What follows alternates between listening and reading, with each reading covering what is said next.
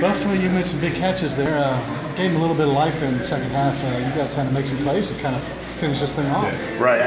Once we got in the second half, we really wanted to start doing tight end attach formations and really try to pound the ball. And they actually did a pretty good job of stopping us for the most part.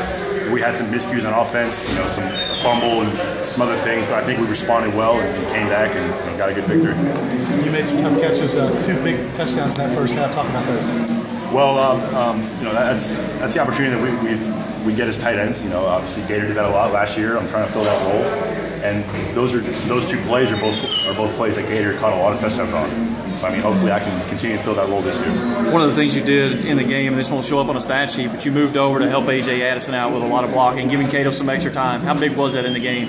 Well, it's just next man up mentality, and obviously that was a big moment for AJ to step up. I thought he played well.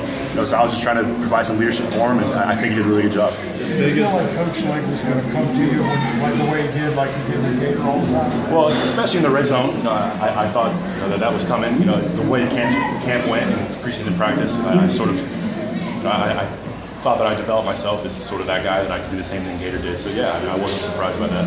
As big as the touchdown catches were, do you feel like that 29-yarder was just as big because of the magnitude of it? Yeah, absolutely. That was a good read by Cato. They sort of dropped everybody, and I wasn't open at first, but he kept his eyes downfield and made a good ball. And that was at that point in the game we really needed a big chunk of yardage, and I was glad to get it. Could you feel the safety coming over on him?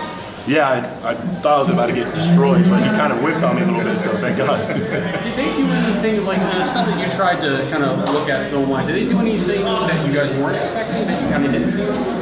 Well, I just think we really didn't know what to expect. Here, we were going a lot off last year. So going in, we sort of knew we're going to be surprised. There's going to be some stuff that we're not ready for.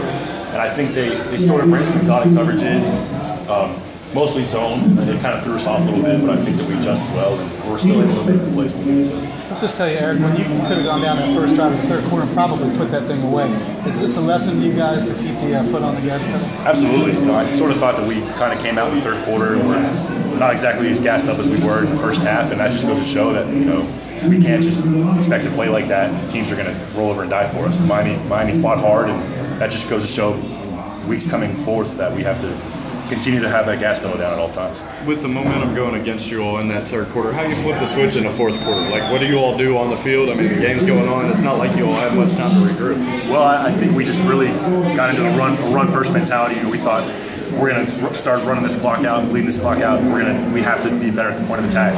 And we start getting some good runs by Devin, start popping some big runs in there. And then, obviously, we were able to throw a couple passes, but I thought, for the most part, we just said, hey, we got to start moving people and getting big runs. Speaking of Devin, how big was